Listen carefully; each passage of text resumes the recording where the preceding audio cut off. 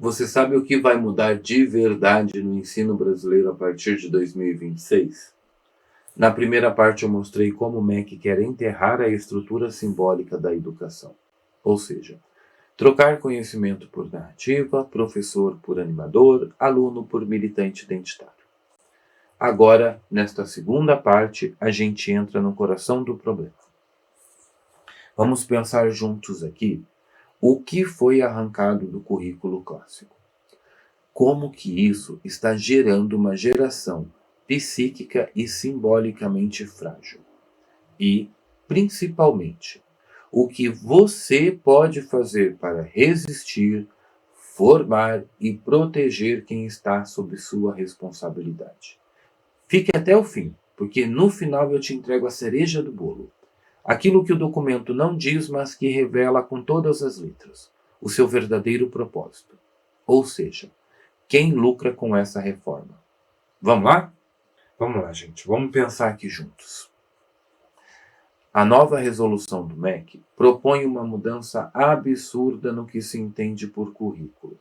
Sai a lógica formal, sai a filosofia grega, sai a literatura ocidental, sai a ciência e entra um desfile de conceitos vagos, saberes ancestrais, vivências do território, conhecimentos da oralidade, narrativas decoloniais. Essa agora é bem nova, né? Essa palavra decolonial, vocês vão ver que daqui a pouco vocês vão enxergar em tudo quanto é canto. E não se trata aqui, gente, de estudar a cultura indígena ou africana como parte legítima da história. Porque isso seria até desejável, mas se fosse sério, coisa que não é. A proposta é colocar o pajé no mesmo nível epistemológico de Pitágoras. É tratar um mito tribal como se tivesse o mesmo peso de uma teoria científica. O critério deixa de ser a verdade e passa a ser a origem do discurso. Se veio de um grupo que o pessoal chama de minoria, então está validado. Agora, se veio da tradição racional ocidental, é opressão. E em nome da inclusão, o saber é esvaziado. Já não importa se uma ideia é testável, verificável ou contraditória. Importa se ela representa alguém. Opinião agora vale tanto quanto demonstração matemática. Vivência pessoal tanto quanto experimento replicável. O critério é afetivo, não racional. Mas isso não é educação. É uma encenação simbólica. O que está sendo destruído é o próprio princípio de autoridade do saber. Esse saber que não nasceu do eu, mas o antecede. Que exige humildade, disciplina, esforço. E na psicanálise isso é claro. O sujeito só se estrutura quando reconhece algo fora de si, algo que impõe limite, algo que precisa ser conquistado, não inventado. E quando isso desaparece, o conhecimento vira um teatro de grupo, vira assembleia, vira emoção em estado bruto. E nessa escola ninguém estuda, todos sentem. O saber é o que emociona, não o que se sustenta. Na prática, é o fim do estudo. O aluno não precisa mais aprender, basta sentir. Basta afirmar sua dor, sua identidade, sua ancestralidade. A exigência não é mais intelectual, é emocional, e isso é perigoso. Essa lógica mata o pensamento, desautoriza o esforço e transforma o desejo de saber em urgência de ser acolhido. Bion já alertava. Quando a mente não suporta a frustração, ela abandona o pensamento, ela colapsa, ela ataca a própria função de pensar. E aí o que acontece? Ela se entrega ao afeto bruto. E é exatamente isso que estamos vendo. Uma escola onde ninguém mais se submete ao rigor de uma prova, de um texto difícil, de uma teoria densa. Basta compartilhar a própria vivência e já é tratado como um sábio. Basta relaborar saberes e já se escapa da ignorância. O problema? A realidade não negocia com afetos. A física continua sendo física, mesmo que o aluno diga que não se identifica com ela. A matemática não muda porque alguém se sentiu oprimido por uma equação. Educar é preparar para o real, e o real não tem paciência com subjetividades frágeis. Substituir o mundo pelo espelho interno do aluno é condená-lo a viver num teatro narcísico. Só que a vida vai contrariar ele. E aí, como sempre, vai ser muito tarde. Durante séculos, a escola tinha uma missão clara: apresentar o mundo. Um mundo que existia antes de nós, que exigia esforço para ser compreendido, desejo para ser conquistado e muita humildade para ser estudado. Mas isso foi abandonado. Hoje a escola não apresenta mais o mundo, apresenta a si mesmo. Ou pior, apresenta o aluno para ele mesmo. É um espelho, onde o importante não é aprender, é se expressar, mostrar a vivência, a identidade, a narrativa. O saber virou autoimagem, a educação virou elogio de si, e o currículo virou selfie simbólica. Não há mais mediação, não há mais hierarquia, não há mais critério. Qualquer conteúdo que confronte, incomode ou exija esforço é eliminado. E o que entra? Tudo que massageia o ego, tudo que confirma o que o aluno já pensa, já sente, já vive. Antes o currículo era uma ponte para o mundo. Agora é um altar do eu. Mas sem mediação simbólica, sem tensão com o real, ninguém se forma como sujeito, forma-se um reflexo frágil. Um ego que só funciona diante de aplausos. Na clínica, o retrato é nítido. Os adolescentes chegam ansiosos, quebradiços, vazios. Não sustentam um desejo porque nunca precisaram construir um. Não querem aprender, querem ser acolhidos. Não buscam o saber, buscam a aprovação e, quando são frustrados, desabam. Nunca ouviram um não, nunca foram confrontados com o limite, nunca foram levados a desejar o que não tinham. A escola, que deveria apresentar o outro, o saber, o texto, o desafio, virou um palco para a encenação narcísica. Isso não educa, isso afunda. Isso impede que o sujeito atravesse o narcisismo e acesse o simbólico.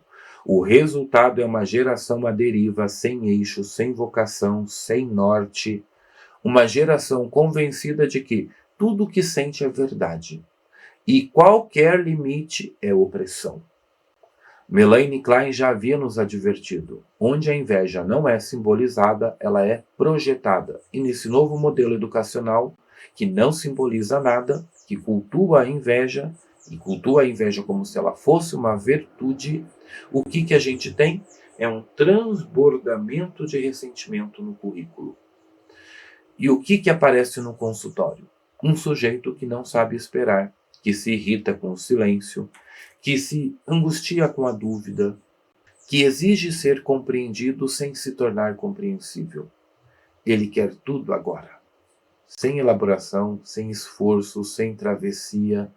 Quer que o analista valide seu sintoma como identidade, que transforme seu sofrimento em bandeira. Esse sujeito foi cultivado não por acidente, mas por método.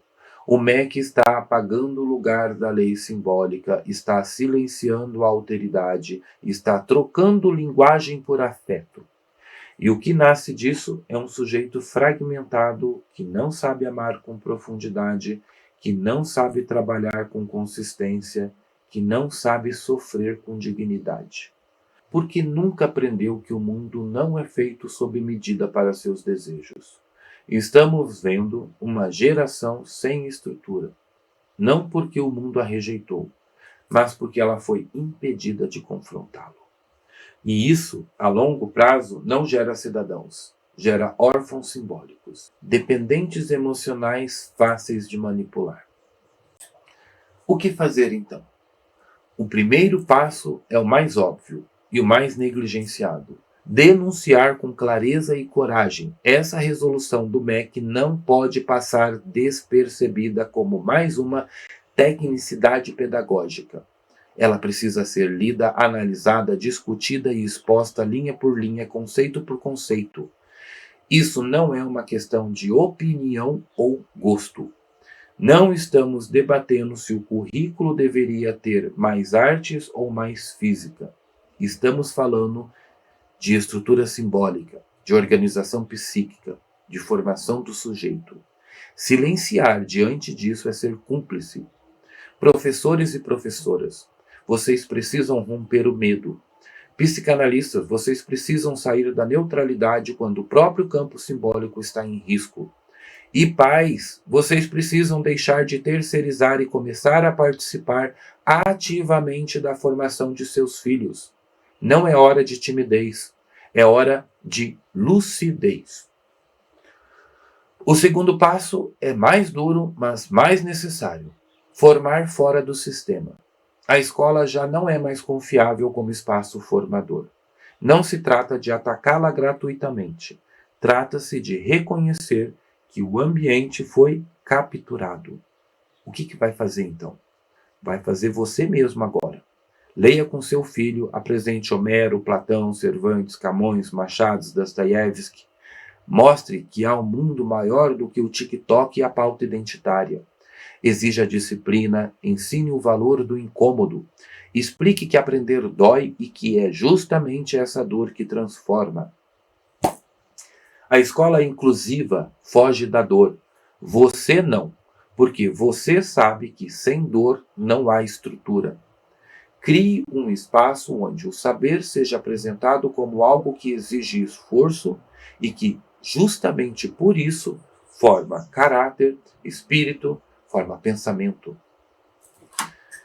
E por fim, seja a resistência. Resista, mas não sozinho. Organize-se, junte-se a quem ainda acredita que a cultura importa, que o latim, a lógica, a história, a arte, a filosofia têm valor. Educar não é agradar, é confrontar.